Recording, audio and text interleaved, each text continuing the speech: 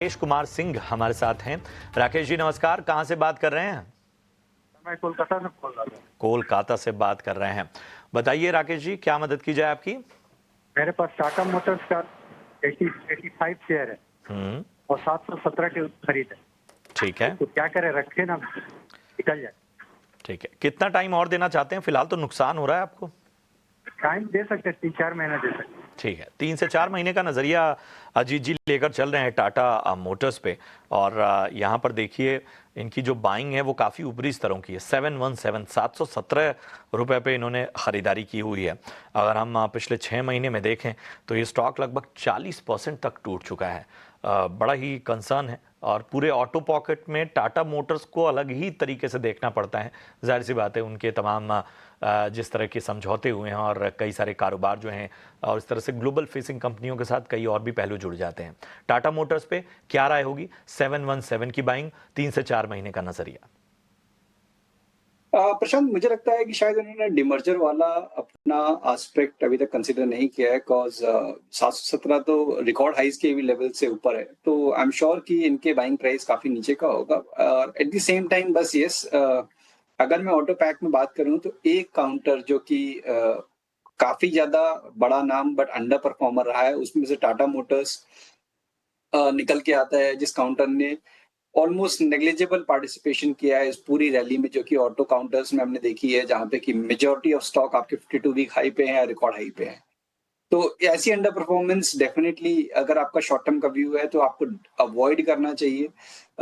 No doubt लोगों को यही एक एंटिसिपेशन होती है कि अगर सारे स्टॉक्स चल गए हैं तो अब यहाँ पे भी मूव आ जाएगा। तो मार्केट को उससे फर्क नहीं पड़ता है, मार्केट को ये फर्क पड़ता है कि कंपनी किस तरीके से परफॉर्म कर रही है। जैसे कि आपने बताया कि इंटरनेशनली इनके काफी ज्यादा चैलेंजेस हैं, जिसकी वजह से इसमें अंडर परफॉर्मेंस आ रही है।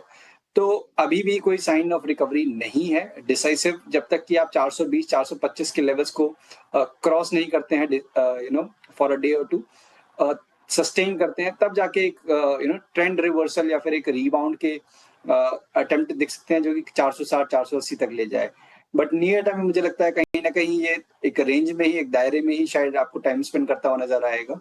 तो बेटर ये है कि आप स्विच कर लें दूसरे काउंटर्स, जैसे कि M&M, टीवीएस, आइशर, जो कि अपने रिकॉर्ड हाइज के पास ट्रेड कर रहा है, अगर आपका नजरिया 3 से 6 महीने का है तो। ठीक है, तो थोड़ा सा आपको विस्तृत नज़रिया और स्ट्रेटजी भी बता दी गई। उस हिसाब से आगे बढ़िए।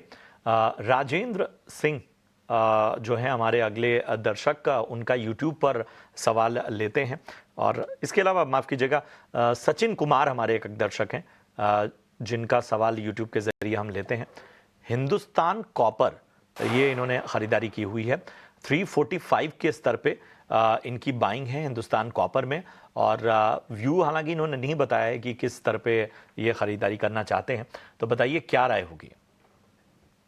प्रशांत, बिल्कुल, जैसे देखिए सारे मेटल काउंटर्स में काफी स्ट्रॉन्ग ट्रैक्शन देखने को मिला। हिंदुस्तान कॉपर करीब 210 से लेकर 360 तक की जो छलांग थी, काफी वर्टिकल मूव आया था। उसके बाद से हम देख रहे हैं कि ऑलमोस्ट एक महीना हो गया एक कंसोलिडेशन रेंज में।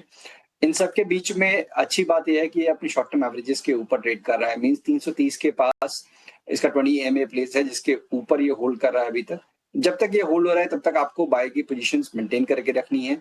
ऊपर पे 453 54 का जो लेवल हम ब्रेक करते हुए दोबारा से इसमें मोमेंटम आपको गेन होता हुआ नजर आएगा। तो बने रहने की राय होगी 330 के स्टॉप लॉस के साथ, 365 से लेकर 370 तक के पोजीशन टारगेट्स के लिए। रहने की राय यहाँ पर 370 तक के लक्ष्य आपको आने वाले वक्त में नजर आ सकते हैं। स्टॉप लॉस का ध्यान रखिए। बहुत बहुत शुक्रिया करेंगे अजीत जी, अपना कीमती समय आपने दिया और तमाम दर्शकों के सवालों के जवाब भी दिए। बहुत बहुत धन्यवाद एक बार फिर से आपका। चलिए, यो स्टॉक्स में हमें यहाँ पर एक छोटे से ब्रेक के लिए रुकना होगा, लेकिन ब्रेक के उस पार जब लौटेंगे तो आपके बाकी सवालों को शामिल करेंगे सेकंड